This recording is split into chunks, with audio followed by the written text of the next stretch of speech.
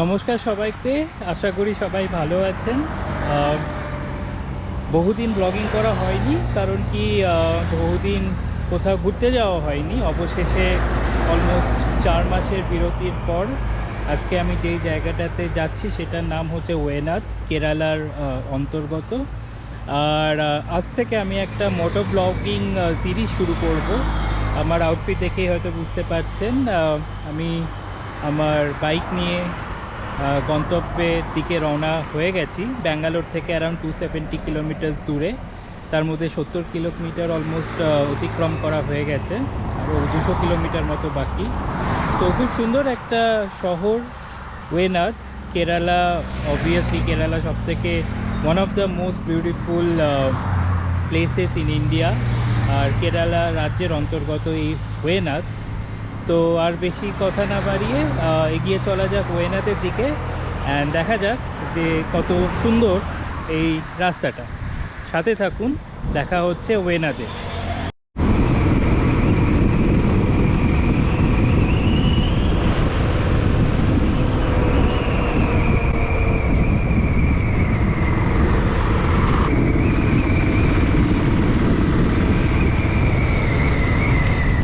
জানি না হাওয়ার জন্য কতটা শোনা যাচ্ছে কি না, বাট অলমোস্ট আমরা 80 কিলোমিটার 90 কিলোমিটার চলে এসেছি। খুবই সুন্দর রাস্তা। শুরুর দিকে ব্যাঙ্গালোরে যতক্ষণ ছিলাম ততক্ষণ প্রচণ্ড ট্রাফিক ছিল, ভোর 4টে 5টা 6টার দিকেও। বাট একবার হাইওয়ে ধরার পর থেকে প্রচণ্ড স্মুথ রাস্তা। 100 কিলোমিটারে রাইড করতে পারছি, যেটা কিনা নর্থ ইন্ডিয়াতে হয়তো খুব একটা দেখতে পাওয়া যায় না। তো it's a very very enjoyable ride. কিছুক্ষণ পরে একটা জায়গায় বসে ব্রেকফাস্ট করার প্ল্যান আছে, খিদেও পেয়েছে খুব। তো আশা করি ভালো কিছু পাওয়া যাবে। যাই হোক, এগিয়ে যাওয়া যাক সামনের দিকে।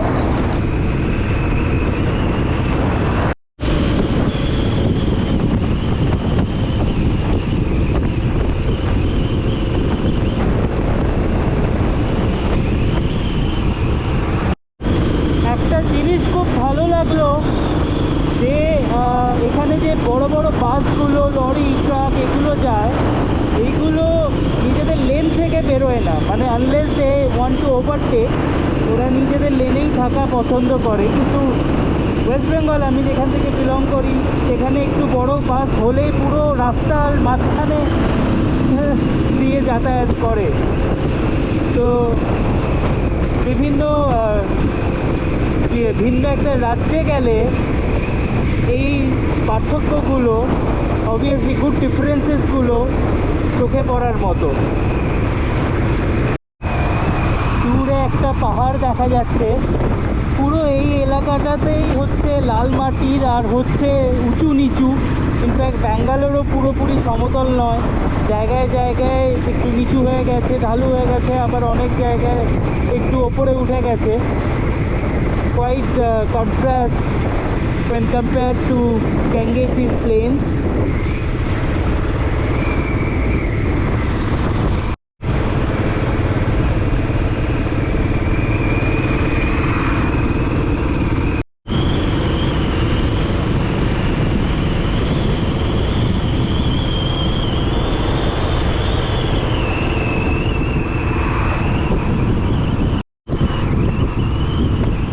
মোটামুটি এই সময় থেকে দেখছি দুই দিকে একটু উঁচু উঁচু পাহাড়ের মতো ঢিপি দেখতে পাওয়া যাচ্ছে। যদিও এখনও ওয়ানাদ প্রায় 150 কিলোমিটার বাকি, বাট এখান থেকেই একটু একটু পাহাড় শুরু হয়ে গেছে।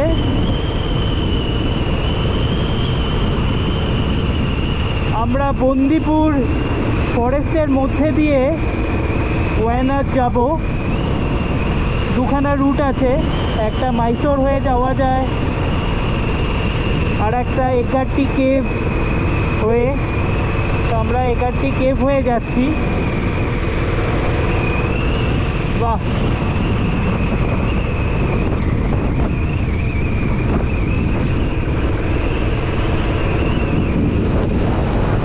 এখানে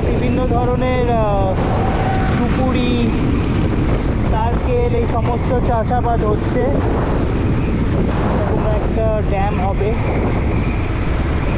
ভালো, বেশ ভালো, ফুরফুরে মনোরম রৌদ্রোজ্জ্বল আবহাওয়া।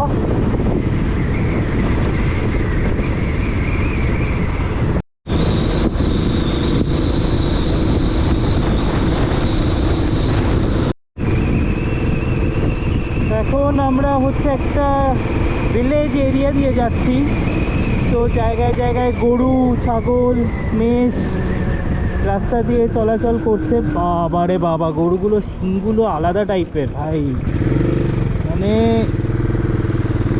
এত বড় শিংওয়ালা গরু আমি এর আগে দেখিনি। এই যে নাচতে নাচতে যাচ্ছে।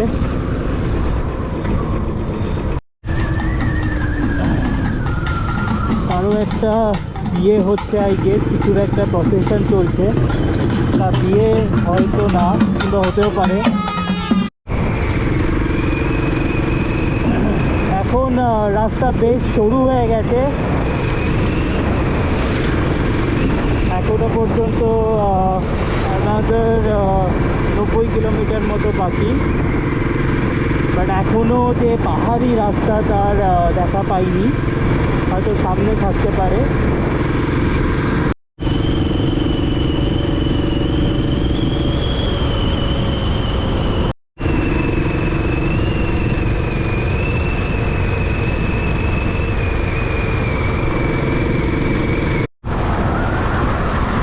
আমরা এখানে কাছেপিঠে একটা রেস্টুরেন্টে দুপুরের খাবার খেয়ে এখন রওনা দিচ্ছি আবার ওয়েনাদের দিকে।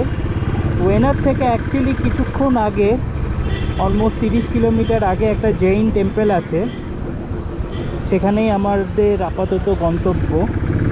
অ্যান্ড মাঝখানে পড়বে বন্দিপুরের ফরেস্ট, যেটা কিনা 6টার সময় বন্ধ হয়ে যায়। এখন সবে 1:30 বাজে, তো অঢেল টাইম আছে আমাদের কাছে। যাই হোক, এখন আমরা সেই দিকেই যাচ্ছি। দুপুরের খাবারে বলতে গেলে আপনারা যদি এখানে আসেন তাহলে চেষ্টা করবেন যে কোনো XYZ রেস্টুরেন্ট থেকে খাবার অ্যাভয়েড করতে। আমরা খেলাম, অ্যান্ড খাওয়ার সাথে সাথে ইনস্ট্যান্ট অ্যাকশন, মানে পেট গুড়গুড়ি শুরু করে দিয়েছে। আমার বেশ খানিকক্ষণ 2 নম্বর চেপে রাখা অভ্যেস আছে, যদি ওটা আনহাইজেনিক। তো সেই যে আমার সুপার পাওয়ার, সেটাই আপাতত ইউজ হচ্ছে। একেবারে হোটেলে গিয়ে আমি বাথরুমে যাব, বাট আপনারা যদি নেক্সট টাইম আসেন এখানে, তো প্লিজ এটা মাথায় রাখবেন। খাবার দাবার এখানে খুবই খারাপ, আর তেমন কোনো রেস্টুরেন্টও নেই, তো একবারে আগে থেকেই হেভি খাবার করে খেয়ে আসবেন, কিংবা নিজের সাথে কিছু লাইট ফুড নিয়ে আসবেন, যাতে প্রবলেমে না পড়তে হয় এরকম। এনিওয়ে, সামনে এগিয়ে যাওয়া যাক। প্রথমে বন্দিপুর ফরেস্ট, আর তারপরে ওয়েনাদের দিকে।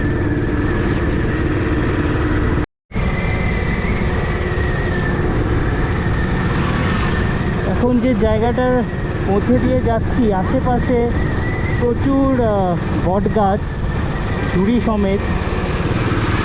এই যে বাঁদিকে একটা, বাঁদিকে দুটো, তিনটে, ডান দিকেও কতগুলো, এতগুলো বট গাছ একসাথে আমি আগে দেখিনি কখনো। এই যে আর একটা। আমরা এখন বন্দিপুর ফরেস্টে ঢুকছি, ইনফ্যাক্ট কিছুক্ষণ আগে ঢুকে গেছি। এখনও যদিও ফরেস্ট, তথাকথিত ফরেস্ট যাকে বলে, সেটা চোখে পড়েনি। বেশিরভাগই হচ্ছে ক্ষেত খামারি, এই যে এরকম সমস্ত কিছু ল্যান্ডস্কেপ চোখে পড়ছে। বাট আশা করছি এই ফরেস্টে যেহেতু বাঘ আর আরও অনেক হিংস্র পশু থাকে, তো যত সামনের দিকে এগোবো তত জঙ্গল আরও ঘন হবে। দেখা যাক। আপাতত এই খালি কুকুর দেখতে পেলাম।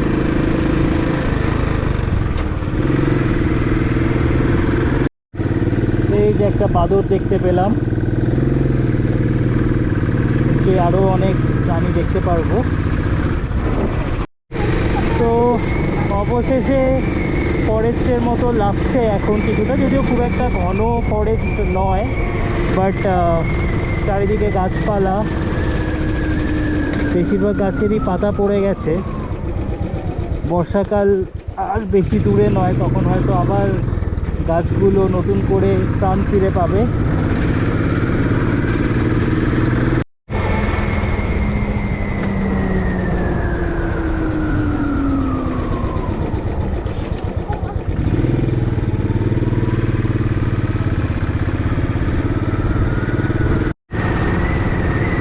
রাস্তাগুলো একদম সাপের মতো এঁকে বেঁকে চলে গেছে, যদিও একটু হয়তো স্লোপ আছে, একটু আপ অ্যান্ড ডাউন আছে, কিন্তু সেরকম স্টিপ নয়।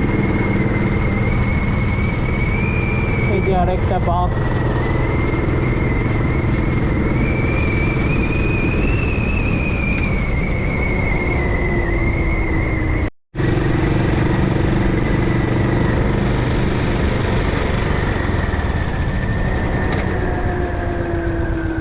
ওই যে হাতি দেখা যাচ্ছে বাদিকে। এই যে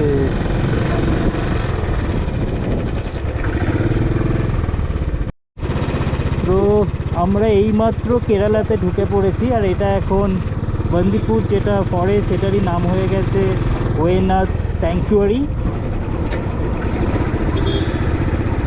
জানি না এই স্যাংচুয়ারিতে কিসের দেখা পাবো, বাট আমাদের যে গন্তব্য আর বেশি দূরে নেই সেটা ভালোই বুঝতে পারছি। এই প্রথম আমি কেরালাতে পদার্পণ করেছি। এর আগে কিছু ট্রেন ম্যাঙ্গালোর হয়ে যাওয়ার সময় কেরালা হয়ে যেত কাসারগড় স্টেশন হয়ে, কিন্তু আমি কখনো পা রাখিনি কেরালাতে। This is the first time. অসাধারণ অনুভূতি। God's own country, Kerala it is.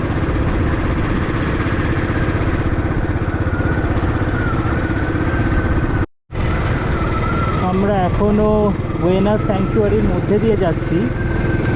অবাক কাণ্ড হলো, এটা হচ্ছে বন্দিপুরা ফরেস্টের কন্টিনিউয়েশন হলেও যেই মাত্র কেরালাতে প্রবেশ করলাম তখন থেকে যেন এই ফরেস্ট কি স্যাংচুয়ারির ঘনত্ব, গাছপালার ঘনত্ব যেন আরও বেড়ে গেল। তো অসাধারণ, একটা যে স্টেটের পরিবর্তন হলেই যে কতখানি চেঞ্জ হয়ে যাচ্ছে। দূর থেকে ভেবেছিলাম এটা হয়তো আরও কোনো ওয়াইল্ড লাইফ হবে, মোষ, গৃহপালিত মোষ চড়ে বেড়াচ্ছে। আবার বাদরের দেখা মিললো, প্রচুর বাদর দেখা যাচ্ছে এই ফরেস্টে। একবার হাতি দেখলাম, বাট এই দুটো প্রাণী দেখতে পেয়েছি। একটা গিরগিটি মরে পড়েছিল, ব্যাস তিনটে। বাঘ দেখা হয়তো খুব ভাগ্যবান হলেই সেটা পাওয়া যায়। হ্যাঁ, ছাগল, প্রেটি শিওর এটা গৃহপালিত ছাগলই হবে। বুনো ছাগল আর একটু অন্য ধরনের হয়। তো আমরা অলমোস্ট বন্দিপুর যে জঙ্গল কিংবা ওয়েনাদ স্যাংচুয়ারি সেটা পেরিয়ে আসলাম। যেখান থেকে এন্ট্রি পয়েন্ট কিংবা উল্টো দিক থেকে আসলে এক্সিট পয়েন্ট, সেখানে একটা সুন্দর ফেসিলিটি আছে, ক্যাফেটেরিয়া, এখান থেকে সাফারি নেওয়া যায়, children's park, very nice facility. যাই হোক, আমরা সামনের দিকে এখন এগিয়ে যাব, ওয়েনাদের দিকে।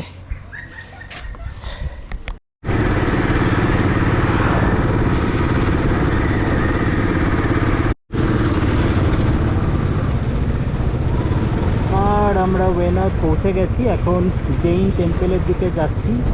এই যে রাস্তাটা ওপরে উঠে যাচ্ছে সেটাই মন্দিরের রাস্তা। খুব একটা ঠিক নয়, বাট তাও সমতলের তুলনায় বেশ খানিকটা ওপরে যেতে হবে।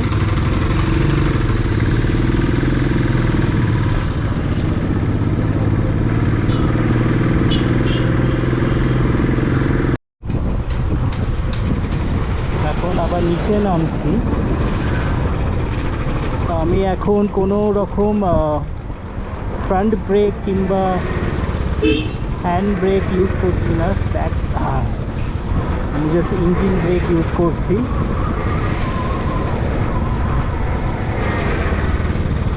যাতে ফ্রন্ট আর রিয়ার ব্রেকের ওপরে বেশি স্পেস না পড়ে।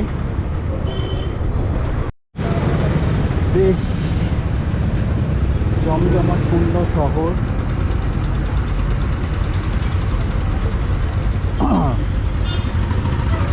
অনেকক্ষণ খালি রাস্তার মধ্যে দিয়ে আসার পর একটা বেশ জনবহুল একটা শহরে দেখা পেলাম। প্রচণ্ড ভিড়, পুরো মেজর সিটিতে চলে এসেছি মনে হচ্ছে। This is Wayanad for you. দুধারে দোকানের শাড়ি। আমার যতদূর মনে পড়ছে রাহুল গান্ধী একবার ইলেকশন হারার পর, এমপি ইলেকশন হারার পর এখান থেকে কন্টেস্ট করেছিল।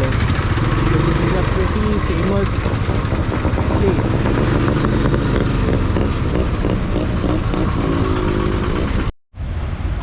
অবশেষে দীর্ঘ 290 কিলোমিটার জার্নির পর আমরা এখন জৈন টেম্পলে এসে পৌঁছেছি। ওয়েনাদের জৈন টেম্পল, যেটা কিনা সুলতান ব্যাটারি জায়গাতে অবস্থিত। আমার হেলমেটের সাথে গোপ্রোটা লাগানো, খুলতে ইচ্ছে করছে না, প্রচণ্ড টায়ার্ড। তো এটা হচ্ছে জৈন টেম্পল।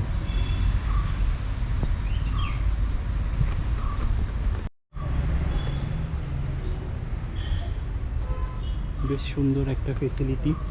এই প্রথম আমি কোনো জৈন মন্দিরে আসলাম। অনেকই লোক এসছে। সুন্দর স্থাপত্য।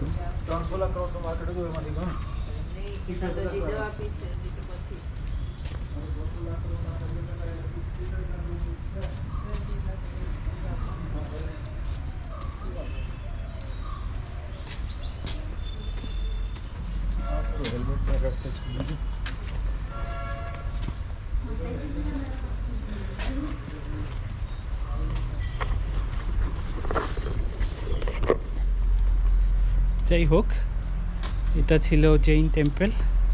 আমরা এরপরে হোটেলে যাব অ্যান্ড আজকে পুরো দিন রেস্ট নেব। সারাদিন ঘুমাইনি, কালকে রাত্রিবেলা ঘুম হয়নি, একদমই ঘুম হয়নি।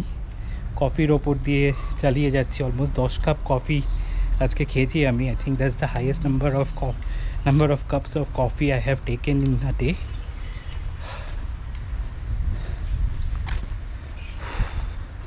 যাই হোক, এখন এগিয়ে যাওয়া যাক ওয়েনাদের পরবর্তী অংশে। আপনাদের সাথে দেখা হবে সেখানে।